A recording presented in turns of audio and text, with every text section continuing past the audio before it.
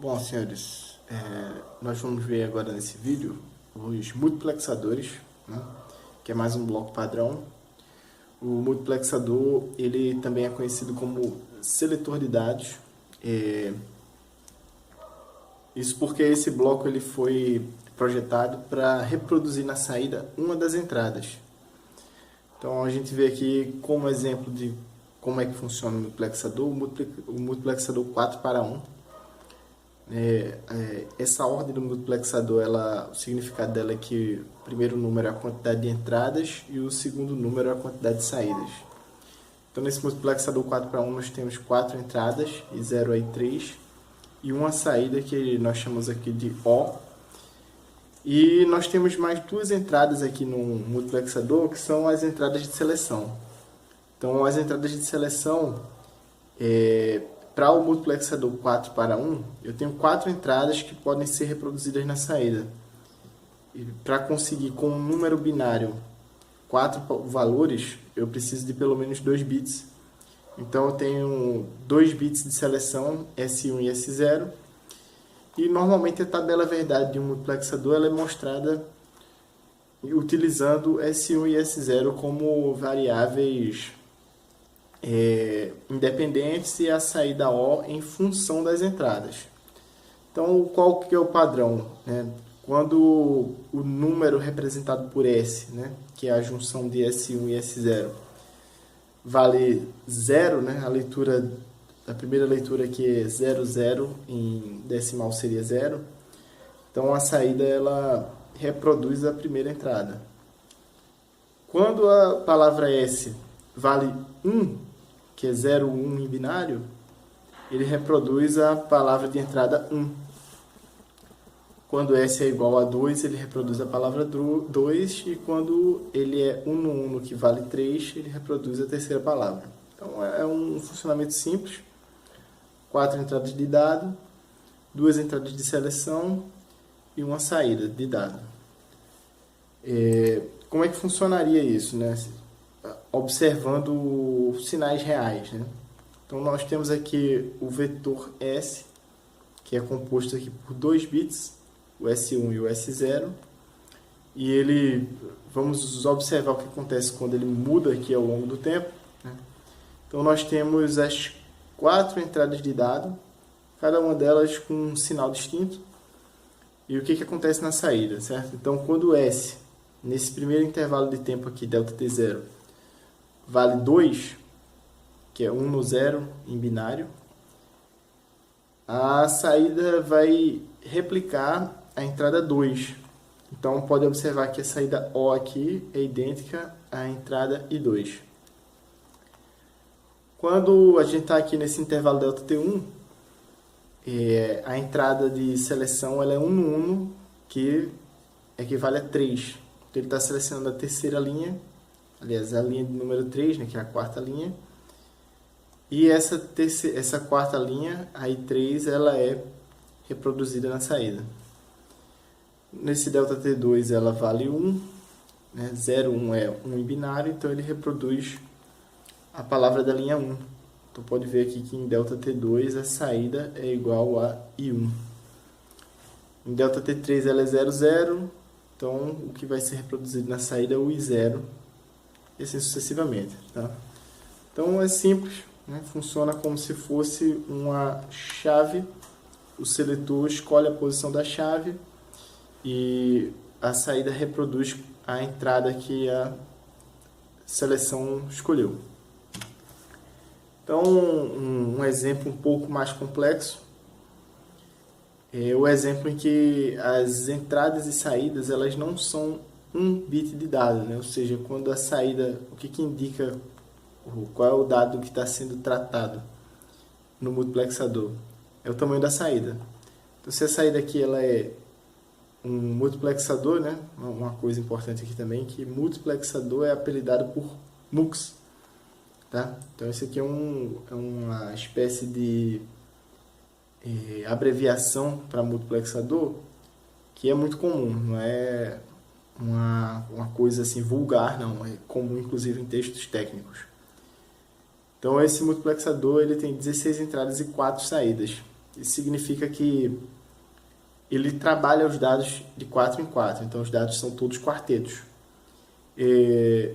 Se eu tenho 16 entradas, isso significa que eu tenho 4 quartetos, certo? Que é 16 dividido por 4. Então, o esquema do multiplexador 16 por 4, né, é importante que a gente veja aqui que o multiplexador ele não é o primeiro bloco e talvez o único bloco, ele e o demultiplexador, que a sua representação não é um bloco retangular. Né? Você pode fazer um retângulo e escrever multiplexador nele e todo mundo vai entender. Mas a representação típica dele, na qual você inclusive não precisa escrever que é um multiplexador, é a representação na forma de trapézio. Então, no trapézio, a base maior ela recebe as entradas e a base menor recebe a saída, e aqui na lateral ficam as entradas de seleção. Então, o mesmo padrão aqui no multiplexador 16 para 4. Então, nesse lado esquerdo aqui, nós temos o multiplexador 16 para 4, considerando cada entrada como sendo um quarteto já. Então, a aparência dele fica idêntica à aparência de um multiplexador 4 para 1, porque a gente tem uma palavra na saída e 4 palavras na entrada. Então, a única distinção é que a gente deixou claramente aqui que o tamanho de cada uma das entradas é 4, né? E a gente colocou aqui as entradas em negrito para representar que isso aqui é um vetor de bits. Então, cada I0, I1, I2 e I3 não é um único bit, são 4 bits cada um. E a saída contém 4 bits também. Para eu descobrir quantas linhas eu preciso na seleção, eu tenho que saber o que está sendo selecionado. Então, estão sendo selecionadas aqui entre 4 palavras de entrada.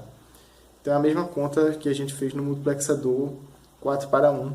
Se eu tenho 4 palavras para escolher, eu preciso de pelo menos 2 bits, né, que vai de 00 a 1, para cobrir todas as possibilidades de seleção.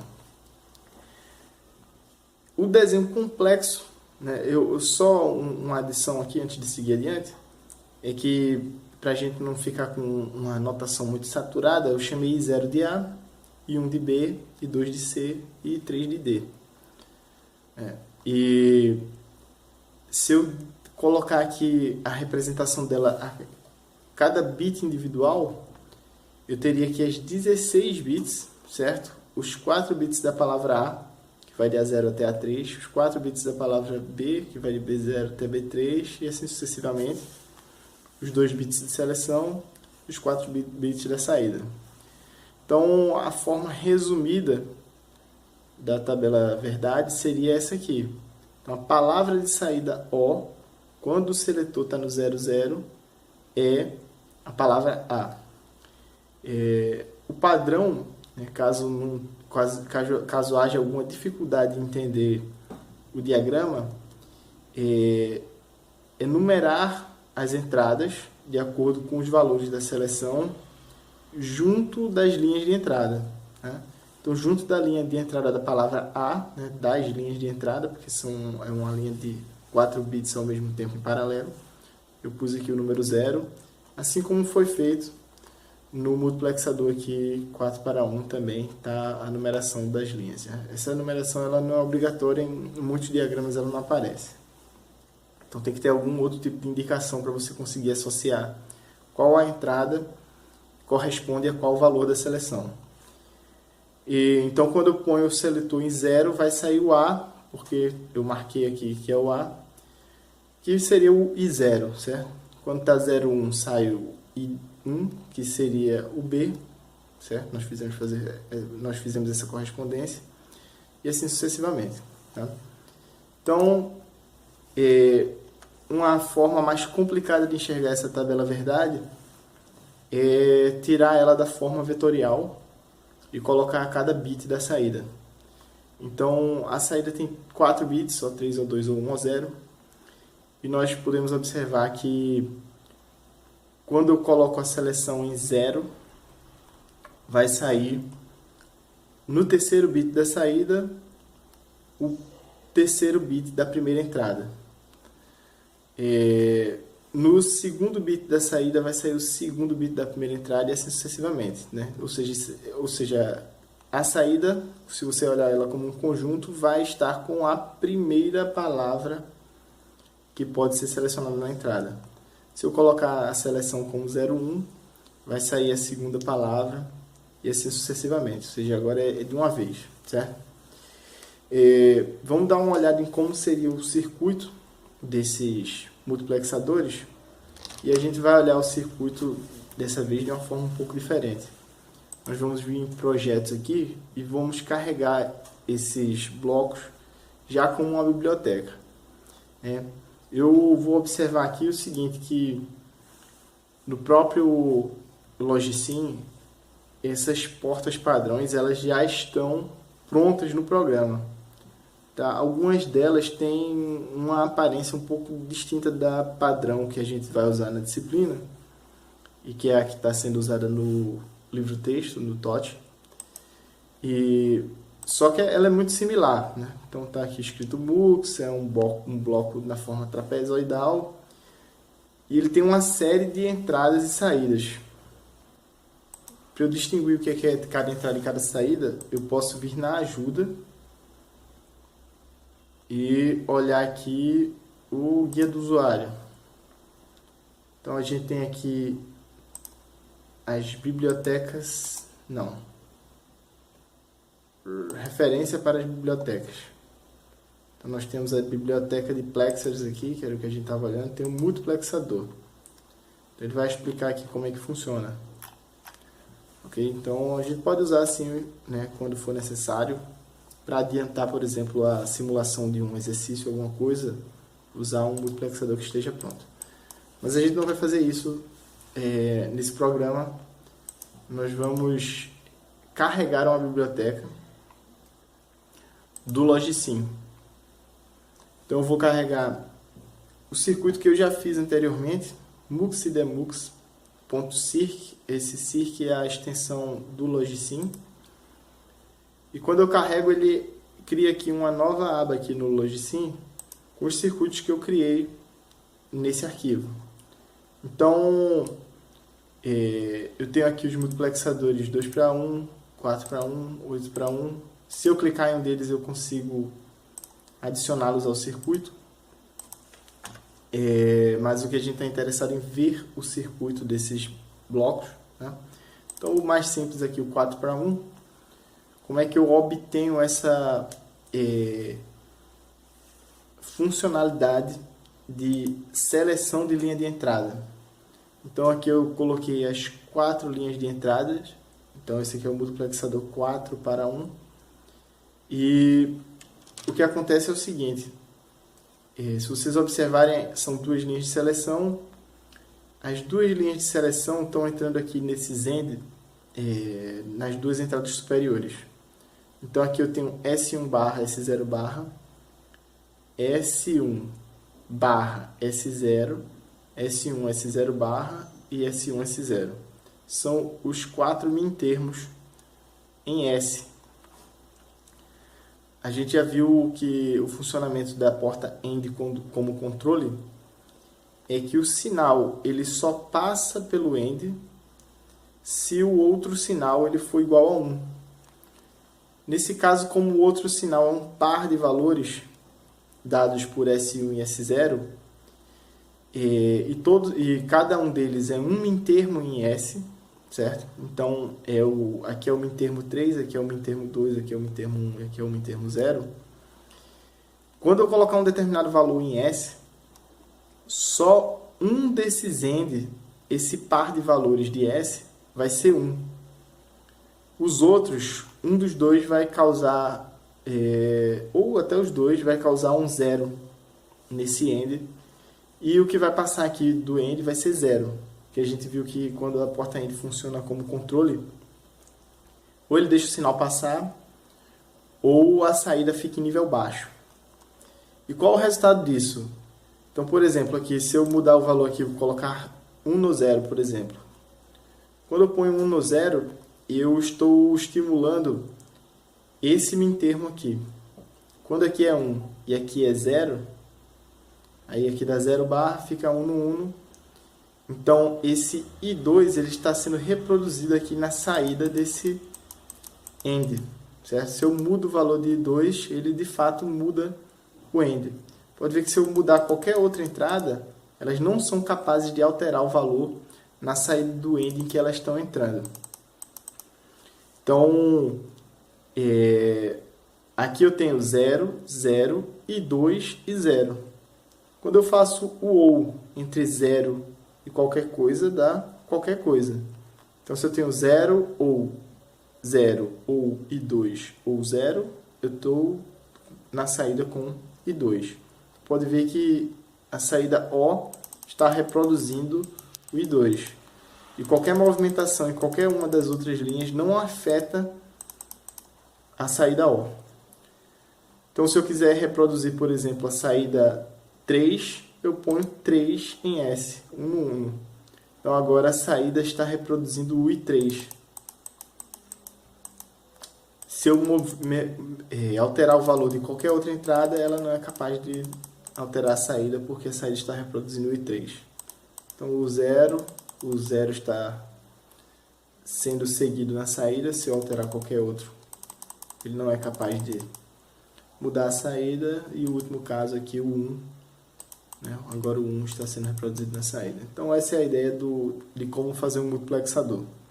Então, fica um min termo de S e uma das entradas, outro min termo de S e a outra entrada. Não por acaso o min termo de S, que faz o I com a entrada I0, o I que eu falo é a operação AND, é o min termo 0. Então aqui eu tenho um min termo 0 de S, que é S1 barra S0 barra, e I0. Aqui eu tenho o min termo 1, que é S1 barra S0, fazendo um AND com o I1, e assim sucessivamente. Certo? Então, de certa forma, a gente já consegue obter uma expressão geral. Né? É o OU entre os min termos correspondentes fazendo um I com a entrada. Os min termos de S correspondentes, ou seja, o iésimo min termo fazendo um AND com a iésima entrada. Bom, e essa é a ideia. Vamos ver aqui na apresentação se tem mais alguma coisa. Então, tem mais duas coisas importantes com relação à construção dos circuitos lógicos de multiplexadores. A primeira delas é que ela é escalável. Então, como é que eu obtive aqui o meu multiplexador 16/4? O que eu usei foram 4 multiplexadores 4/1, certo? Isso porque, se a gente observar aqui exatamente essa tabela verdade, esse formato em que ela está, a gente pode observar que cada saída, cada bit de saída do O, ele tem uma relação com os bits de mesma significância, que é um multiplexador. Então, olha, o O3, ele multiplexa o terceiro bit, não, o terceiro não, né? O bit de ordem 3, da primeira entrada, da segunda, terceira e quarta. O bit de ordem 2 da saída multiplexa os bits de ordem 2 das 4 entradas. Então, uma saída dessas é um multiplexador 4/1. Então, o que eu faço aqui, nesse primeiro multiplexador, ele tem como entradas as entradas de ordem 0. Então, aqui entra o bit 0 de 0, entra o bit 0 de I1, entra o bit 0 de I2 e o bit 0 de I3. O próximo multiplexador entra o bit 1 de I0, o bit 1 de I1, o bit 1 de I2 e assim sucessivamente. Okay? Então, aqui já dá para ter uma noção do como as topologias em digital elas crescem absurdamente. Então, esse circuito aqui já tem uma série de cruzamentos, é extremamente complexo para você observar qual é o tipo de ligação que está sendo realizada aqui. Você tem que ir devagar. Isso porque a gente está trabalhando com palavras de 4 bits e a gente sabe que uma quantidade razoável de bits em um computador comum atualmente é da ordem de 32 bits. Então, eu multiplexo aqui os bits de ordem 0 e gero o bit de ordem 0 da saída. Tá? Existe uma forma escalar, né? Por esse exemplo aqui, a gente pode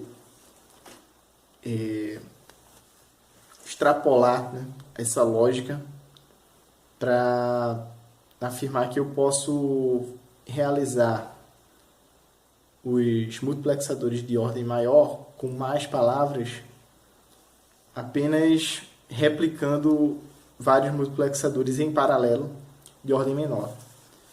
Existe também uma forma de eu fazer os multiplexadores de ordem maior fazendo cascateamento de multiplexadores de ordem menor. É o caso desse exemplo aqui do multiplexador 4:1. Esse multiplexador 4:1 ele foi feito com 3 multiplexadores 2:1. Tá? Então, se nós observarmos aqui, eu pus o bit de ordem 0 para fazer a seleção aqui do primeiro nível.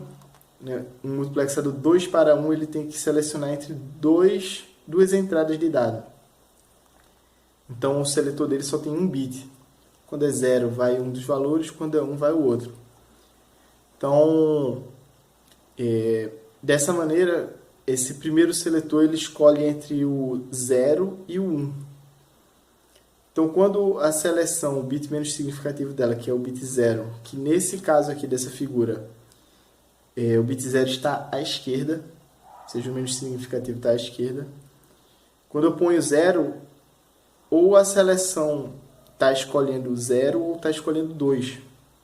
Então, ele está escolhendo aqui 0 e está colocando aqui no próximo multiplexador. E ele está escolhendo 2 aqui e colocando no próximo aqui do multiplexador. Como é que eu distingo entre os dois?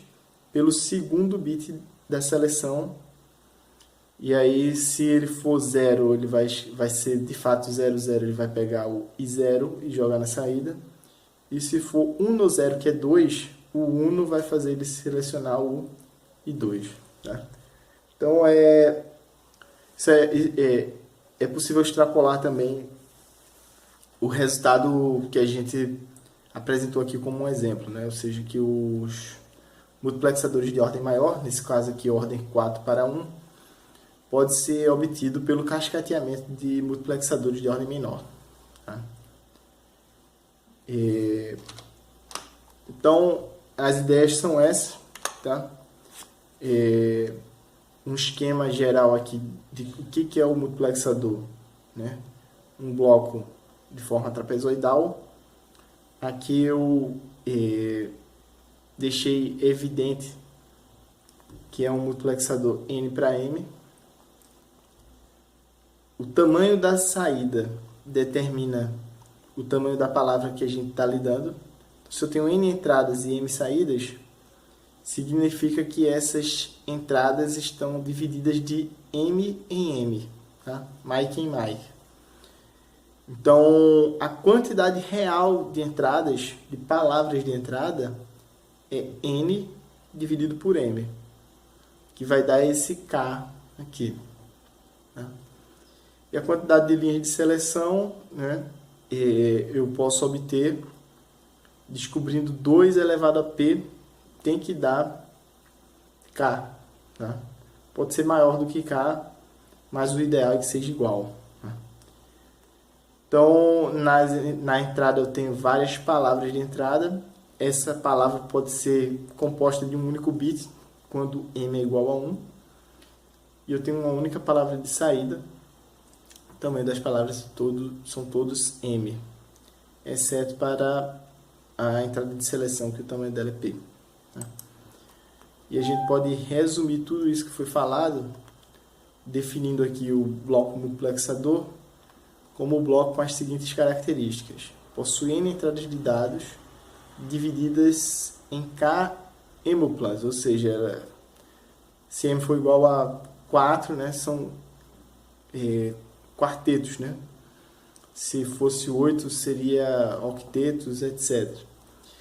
E essas emuplas, elas são designadas 0 e 1 até IK-1, ou seja, eu tenho K dessas emuplas. Eu tenho P entradas de seleção, que vai de SP-1 até S0. É bom destacar aqui que nós estamos usando aqui letra em negrito para as entradas, porque cada entrada é um vetor de tamanho M, né? São emuplas. E eu tenho uma única saída de dados de tamanho M também, que é O, que vai de O, M-1 até O0. Tá? A entrada de seleção escolhe uma das entradas para ser exibido na saída, de modo que quando a entrada de seleção vale I, a saída que está sendo selecionada é a iésima. Aliás, a entrada que está sendo selecionada é a iésima entrada para ser reproduzida na saída. Para eu descobrir a quantidade K de emuplas de entrada, basta eu fazer quantidade de linhas de entrada dividido por quantidade de linhas de saída, que vai dar o K. E a quantidade de linhas de seleção tem que ser tal que 2 elevado a P tem que ser pelo menos igual à quantidade de palavras de entrada. Tá? A relação funcional para cada bit de saída é dada por a operação I entre o iésimo mintermo de S e a iésima entrada. Então, esse aqui é o bit J da iésima entrada. Eu vou fazer um OU sucessivo entre todas as entradas. Isso aqui vai dar o meu jésimo bit da saída. Parece um pouco complicado, mas na verdade é simples, né? Vai resultar naquele circuito que nós vimos. Tá?